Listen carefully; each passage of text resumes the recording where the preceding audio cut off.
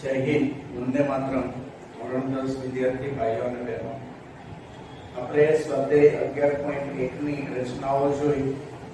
એ બધી રચનાઓ સમરૂપ ત્રિકોણની રચનાઓ હતી અને રેખાખંડના વિભાજનની રચનાઓ હતી. હવે આપણે સ્પર્શકની રચનાઓ જોવાની છે. તો સ્પર્શકની રચનાઓ જોઈએ એ પહેલા થોડાક મહત્વના મુદ્દા વિશે ચર્ચા કરી લઈએ. તો સૌથી પહેલા વર્તુળનો સ્પર્શક એના વિશે જોઈએ. તો વર્તુળનો સ્પર્શક કોને કહેવાય? તો આ એક વર્તુળ છે અને વર્તુળનું એક બિંદુ છે અને બોર્ડ છે એ વર્તુળનું સમતલ છે. તો વર્તુળને એક અને માત્ર એક જ બિંદુમાં છેદતી વર્તુળના સમતલની રેખાને વર્તુળનો સ્પર્શક કહે છે. બરાબર? આ ટી બિંદુ વર્તુળનું બિંદુ છે અને આ વર્તુળના સમતલની રેખા છે, તો આ રેખાને સ્પર્શક કહેવાય. બરાબર? પછી સ્પર્શ બિંદુ. સ્પર્શ બિંદુ એ દોરેલી ત્રિજ્યા સ્પર્શકને લંબ હોય છે. આ સ્પર્શ બિંદુ છે, તો આ સ્પર્શ બિંદુએ દોરેલી ત્રિજ્યા કહેવાય. સ્પર્શકને લંબ હોય એટલે કે અહીંયા 90 નો ખૂણો બનાવે. ત્યાર પછી વર્તુળના કોઈ પણ બિંદુમાંથી એક અને માત્ર એક જ સ્પર્શક દોરી શકાય. કોઈ પણ બિંદુ સિલેક્ટ કરો, આ બિંદુ સિલેક્ટ કરો, તેમાંથી પસાર થતું એક અને માત્ર એક જ સ્પર્શક મળે. વર્તુળનું કોઈ પણ બિંદુ લેવામાં આવે તો કોઈ પણ બિંદુમાંથી પસાર થતો એક અને માત્ર એક જ સ્પર્શક દોરી શકાય. જો વર્તુળની બહારનું બિંદુ હોય તો વર્તુળને બે સ્પર્શક દોરી શકાય. અહીંયા જો આ વર્તુળ છે અને આ વર્તુળની બહારનું બિંદુ છે, તો વર્તુળની બહારનું બિંદુ છે તો આ એક સ્પર્શક થયો અને આ બીજો સ્પર્શક થયો.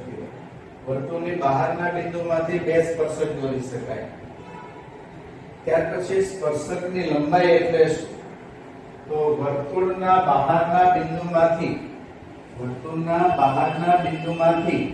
વર્તુળ પર દોરેલા સ્પર્શકો, બરાબર, વર્તુળની બહારના બિંદુમાંથી વર્તુળને સ્પર્શક દોરવામાં આવે તો બહારના બિંદુ અને સ્પર્શ બિંદુ વચ્ચેના અંતરને એટલે કે PB લંબાઈને, PA લંબાઈને વર્તુળના સ્પર્શકની લંબાઈ કહેવામાં આવે છે.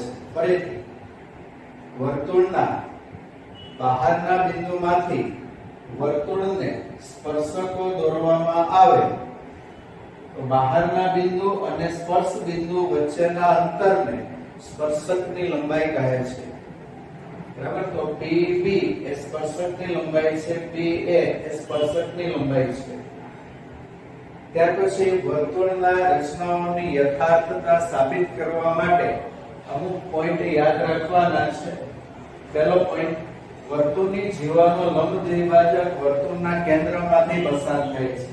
વર્તુળની જીવાનો લંબ દ્વિભાજક, આ વર્તુળ છે, આ વર્તુળની જીવા છે. હવે એનો લંબ દ્વિભાજક એટલે મધ્ય બિંદુમાંથી પસાર થતી લંબ રેખા. આ લંબ રેખા 90 નો ખૂણો બનાવે અહીંયા, અને આ બિંદુ છે, આ જીવા છે AB એનું મધ્ય બિંદુ છે, એમાંથી આ રેખા પસાર થાય તો એ રેખા વર્તુળના કેન્દ્રમાંથી પસાર, વર્તુળના કેન્દ્રમાંથી જ પસાર થાય. વર્તુળની જીવાનો લંબ દ્વિભાજક વર્તુળના કેન્દ્રમાંથી પસાર થાય છે. ત્યાર પછી અર્ધવર્તુળનો અંતર્ગત ખૂણો કાટખૂણો હોય છે. આ વર્તુળ છે, આ વર્તુળનું કેન્દ્ર છે, આ વર્તુળનો વ્યાસ છે. વર્તુળનો વ્યાસ વર્તુળનું બે ભાગમાં વિભાજન કરે, દરેક ભાગ અર્ધવર્તુળ કહેવાય. ઉપરનો ભાગ પણ અર્ધવર્તુળ, નીચેનો ભાગ પણ અર્ધવર્તુળ.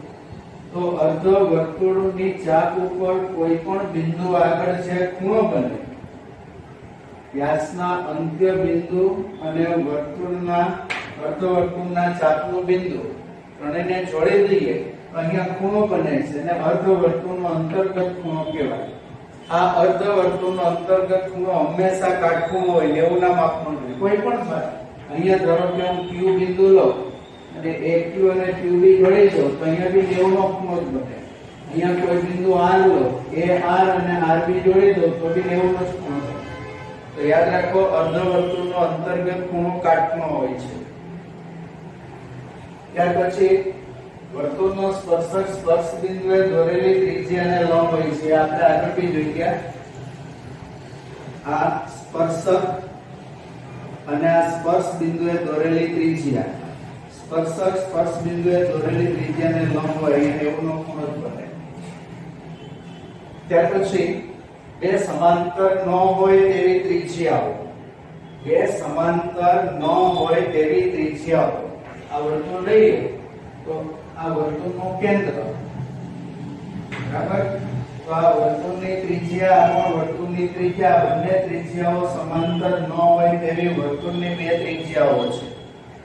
હવે એના અંત્ય બિંદુએ સ્પર્શક દોરવામાં આવે. આ એક સ્પર્શક, એના બીજો સ્પર્શક, અંત્ય બિંદુએ સ્પર્શક દોરવામાં આવે. તેથી અહીંયા ચતુષ્કોણ બને. OAPB ચતુષ્કોણ બને. આ ચતુષ્કોણ ચક્રીય ચતુષ્કોણ જ થાય, બરાબર. સ્પર્શ બિંદુએ દોરેલી ત્રિજ્યા સ્પર્શકને લંબ હોય એટલે આ બે ખૂણા 90 થાય. સામસામેના ખૂણાનો સરવાળો 180 થાય. તો બાકી વધ્યા બે ખૂણા. ચતુષ્કોણને ચાર ખૂણા હોય. ચતુષ્કોણના ચાર ખૂણાના માપનો 300 સરવાળો 360 થાય. એમાં 180 બાદ કરો તો બાકી વધ્યા 180. તો આ બેનો સરવાળો 180 થાય. એટલે આ બેનો સરવાળો બી 180. એટલે સામસામેની બીજી જોડ છે એનો સરવાળો પણ 180. અને આપણને ખબર છે જે ચતુષ્કોણના સામસામેના ખૂણાઓની જોડનો સરવાળો 180 હોય તો તે ચતુષ્કોણને ચક્રીય ચતુષ્કોણ કહેવાય. તો આટલા બેઝિક પોઈન્ટ યાદ રાખજો. હવે આપણે સ્પર્શકની રચના આગળ વધીએ.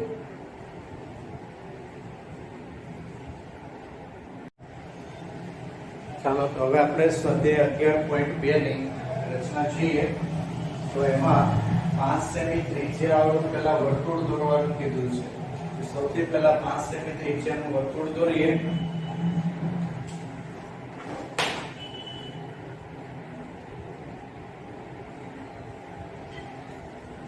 ઓકે,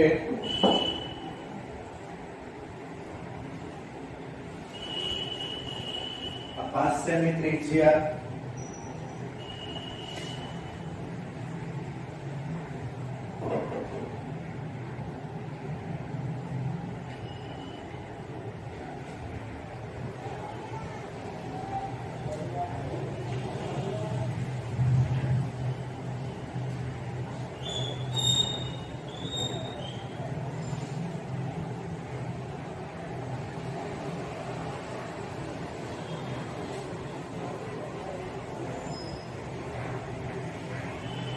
સેમી ત્રિજ્યાવાળું વર્તુળ. હવે કેન્દ્રથી 10 સેમી દૂર આવેલા બિંદુમાંથી સ્પર્શકની જોડી રચવાની છે. હવે કેન્દ્રથી 10 સેમી દૂર બિંદુ લેવાનું.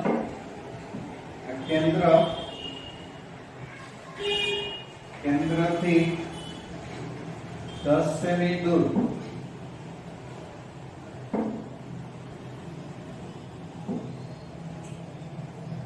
અહીંયા બિંદુ આવે છે.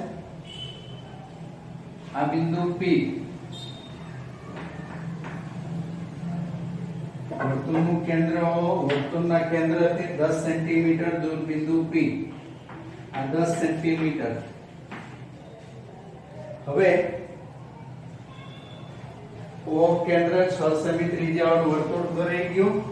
OP બરાબર 10 સેમી થાય તેવું બિંદુ P પણ મળી ગયું. હવે OP ના લંબ દ્વિભાજકની રચના કરવાની છે.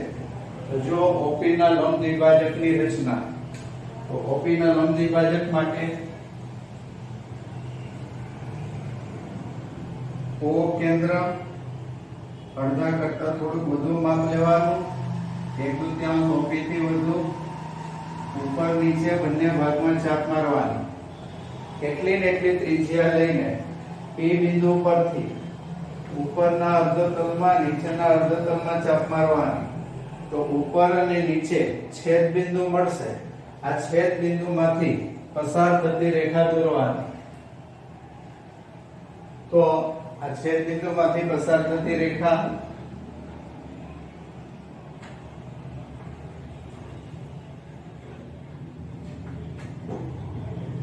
અહીંયા જે બિંદુમાં છેદે, OP ને જે બિંદુમાં છેદે ત્યાં M નામ આપવાનું. હવે M કેન્દ્ર OM ત્રિજ્યાવાળું વર્તુળ દોરવાનું. OM જેટલી ત્રિજ્યા, બરાબર. OP P ના લંબ દ્વિભાજકની રચના કરી OM ને OP ને M બિંદુમાં છેદે. M કેન્દ્ર OM ત્રિજ્યા વાળું વર્તુળ લેવાનું.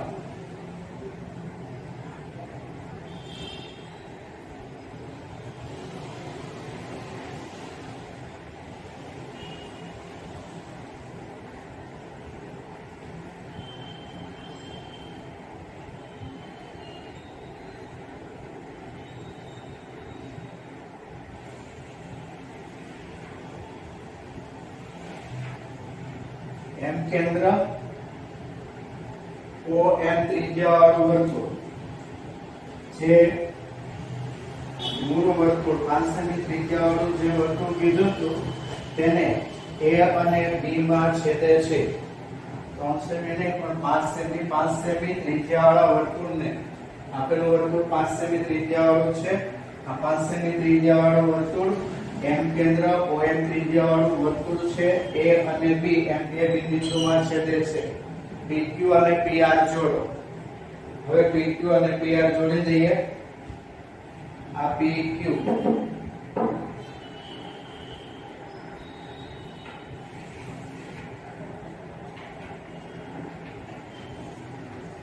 PA અને PR.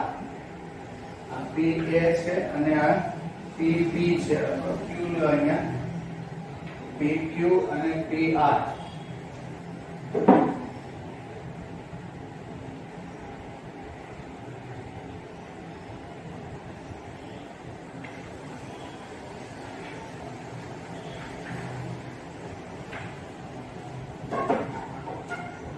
તો આ રીતે આ બે સ્પર્શકો મળી ગયા.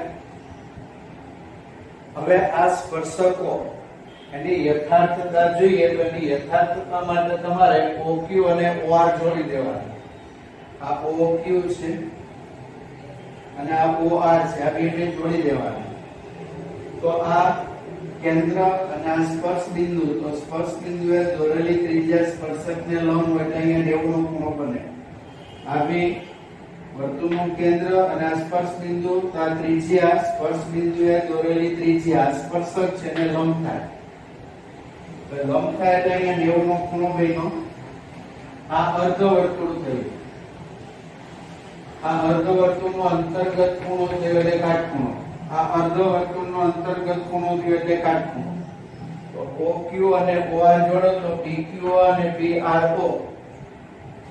PQO અને PRO આ બંને ખૂણા કાટખૂણા થાય.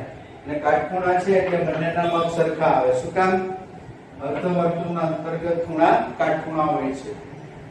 હવે 90 ના ખૂણા થયા એટલે કે OQ અને PQ બંને પરસ્પર લંબ થાય. OQ અને PQ બંને પરસ્પર લંબ થાય. એવી રીતે OR અને PR એ બંને પરસ્પર લંબ થાય. OR અને PR પરસ્પર લંબ થાય. એનો મતલબ એવો થયો કે PQ અને PR છે એ બંને લંબ હોવાને કારણે આ સ્પર્શક કહેવાય. બરાબર? 90 નો ખૂણો બનાવે. 90 નો ખૂણો એ જ બનાવે સ્પર્શક હોય તે જ. એટલા માટે PQ સ્પર્શક છે અને PR પણ સ્પર્શક છે. તો આ રીતે આપણે એની યથાર્થતા પણ ચકાસી શકાય.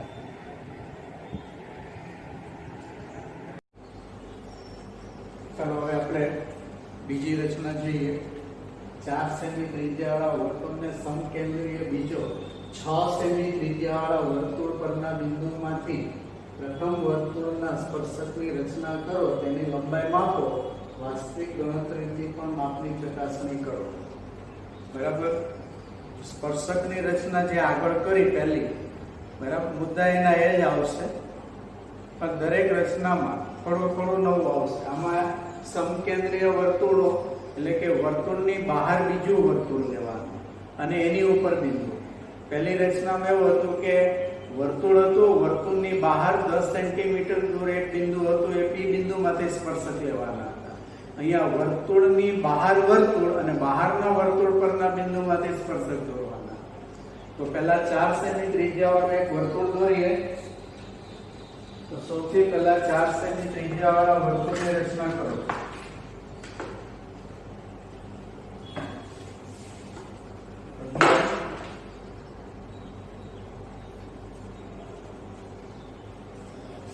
એક 2 3 4 સમતલનું કોઈ એક બિંદુ, વર્તુળનું કેન્દ્ર O કેન્દ્ર 4 સેમી ત્રિજ્યાવાળું વર્તુળ. આ O કેન્દ્ર 4 સેમી ત્રિજ્યાવાળું વર્તુળ. હવે એની બહાર વર્તુળ બનાવવાનું. કેન્દ્ર O છે એટલે સમકેન્દ્રીય કહેવાય. બરાબર? એક જ કેન્દ્રવાળા ભિન્ન ત્રિજ્યાવાળા બે વર્તુળો એક જ સમતલમાં આવેલા હોય તો એને સમકેન્દ્રીય વર્તુળો કહેવાય. તો જો કેન્દ્ર O લેવાનું, ત્રિજ્યા 4 ની બદલીમાં આવે 6 લેવાનું. આ 6 સેમી ત્રિજ્યાવાળું વર્તુળ. આની ત્રિજ્યા 4, બહારવાળું વર્તુળ છે એની ત્રિજ્યા 6. હવે 6 સેમી ત્રિજ્યાવાળા વર્તુળ ઉપર પહેલા જુઓ O કેન્દ્ર 4 સેમી ત્રિજ્યાવાળા વર્તુળની રચના કરી. પછી O કેન્દ્ર 6 સેમી ત્રિજ્યાવાળા વર્તુળની રચના કરી. હવે કેન્દ્ર O કેન્દ્ર 6 સેમી ત્રિજ્યાવાળા વર્તુળ ઉપર બિંદુ P લેવાનું અને કેન્દ્ર O સાથે જોડી દેવાનું. તો બહારનું જે વર્તુળ છે 6 સેમી ત્રિજ્યાવાળું એની ઉપર બિંદુ P લેવાનું. P બિંદુ અને O બિંદુ જોડી દેવાનું. તો P બિંદુ અને O બિંદુ જોડી દઈએ તો P અને O જોડાઈ ગયું. હવે OP ના લંબ દ્વિભાજકની રચના કરી. બરાબર? અહીંથી આ બધા મુદ્દા આગળના મુદ્દાને જેવા જ આવશે. તો OP ના લંબ દ્વિભાજકની રચના એટલે 1/5 OP કરતા થોડુંક વધુ માપ. O કેન્દ્ર OP ના ઉપરના અર્ધતલમાં અને નીચેના અર્ધતલમાં ચાપ મારવાની. P કેન્દ્ર એટલે જ ત્રિજ્યા ઉપર નીચે બંને અર્ધતલમાં ચાપ મારવાની. હવે બે છેદ બિંદુ ઉપર નીચે મળે છે એમાંથી પસાર થતી રેખા દોરો જે લંબ દ્વિભાજક થાય. OP નો લંબ દ્વિભાજક થાય. આ OP નો લંબ દ્વિભાજક અહીંયા જે બિંદુમાં છેદે તેને M નામ આપવાનું. તો OP ના લંબ દ્વિભાજકની રચના કરો. OP ને જ્યાં છેદે ત્યાં M નામ આપો. તો OP ને જ્યાં છેદે ત્યાં M. હવે M કેન્દ્ર OM ત્રિજ્યાવાળા વર્તુળની રચના કરવાની છે. તો હવે આપણે M કેન્દ્ર લેવાની અને OM જેટલી ત્રિજ્યા, આ OM જેટલી ત્રિજ્યા થઈ. બરાબર? આ O અને આ M. હવે M કેન્દ્ર OM જેટલી ત્રિજ્યા લઈ વર્તુળની રચના કરવાની.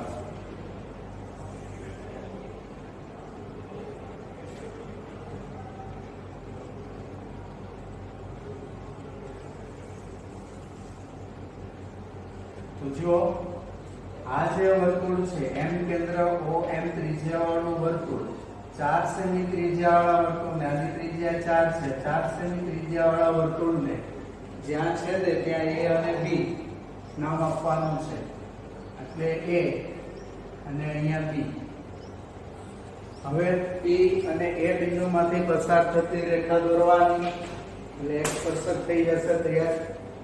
P અને A માંથી પસાર થતી રેખા. P અને A માંથી પસાર થતી રેખા. P અને B માંથી પસાર થતી રેખા. આ બે સ્પર્શક માગ્યા મુજબના સ્પર્શકો છે. PA અને PB. બરાબર? PA અને PB ની રચના કરો તો PA અને PB માગ્યા મુજબના સ્પર્શકો છે. સ્પર્શકની લંબાઈ માપો. આમાં કીધું છે તેની લંબાઈ માપો. તો લંબાઈ માપીએ. જુઓ A અને P વચ્ચેનું અંતર આ 1 સેમી, 2 3 4 અને અડધો એટલે 4.5 સેમી જેવું થાય. 4.5 સેમી. P થી B નું માપ તે પણ 4.5 સેમી. સ્પર્શકની લંબાઈ PA બરાબર 4.5 સેમી, PB બરાબર 4.5 સેમી. હવે આ સ્પર્શકો છે કે કેમ ચકાસો તો સૌથી પહેલા તમારે O અને A બંનેને જોડી દેવાના. O અને B બંનેને જોડી દેવાના. તો જો OA અને OB પહેલું સ્ટેપ, OA અને OB જોડો તો અહીંયા આ વ્યાસ થાય એટલે આ અર્ધવર્તુળ થાય, આ અર્ધવર્તુળ થાય તો OAP અર્ધવર્તુળનો અંતર્ગત ખૂણો થાય એ 90 નો થાય, અને OBP આ પણ અર્ધવર્તુળનો અંતર્ગત ખૂણો થાય એ પણ 90 નો થાય.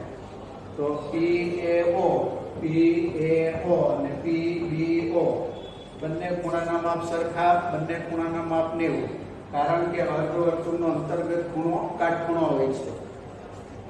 એટલે OA અને PA બંને એકબીજાને લંબ થાય, PA અને OA આ બંને એકબીજાને લંબ થાય, PA અને OA લંબ થશે.